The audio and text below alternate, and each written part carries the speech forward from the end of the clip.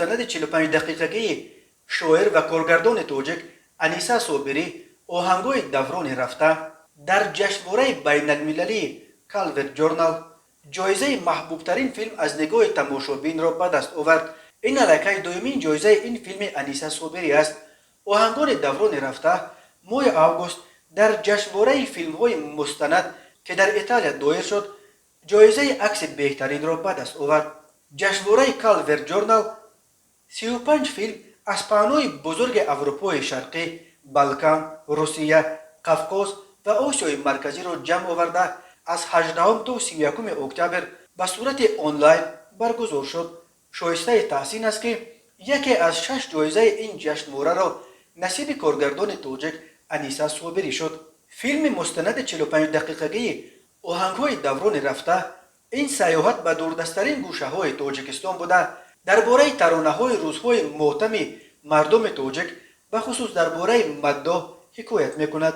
مداح یک ترانه سنتی است که تاجیکان کوهستان به ویژه در بدخشان عزیزان از دست دادهشان را زیر نوای آن به خواب میسپارند. در این فیلم رقص سما که نیز در روزهای ماتم اجرا کرده می شود نمایش داده شده است.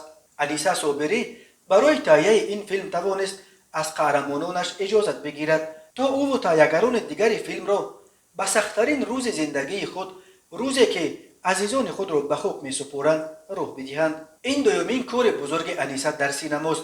فیلم ناله تنبور قصه سالهای جنگ شهروندی تاجیکستان که انیسا سال 2018 به نوار گرفت در چندین جشنواره بین المللی سزاوار جایزه شده است. ادیب، شاعر و کارگردان جوان تاجیک انیسا صابری سال 1991 در دوشنبه به دنیا آمده. سال 2013 رشته حقوق شناسی دانشگاه وزارت کارهای داخلی روسیه را در شهر مسکو ختم کرده است. سال 2016 انیسا صابری در استخوانه کارگردان آلمانی فرید کلمن تحصیل کرد و نخستین کار دانشجویی او با نام توبه برای اشتراک در جشنواره مشهور کینوتور برگزیده شد. انیسا صابری سال 2018 فیلم ناله تنبور را به نوار گرفت و سال 2019 برای تحصیل به مکتب سینمای لندن رفت. در دوران تحصیل او سناریوی فیلم بند را نوشت که برای آن مکتب سینمای لندن به انیسا جایزه سناریو نویس برجسته را داد. حالا انیسا همراه با پرودیوسر لیوک شیلر از بریتانیا به تهیه فیلم بند مشغول است.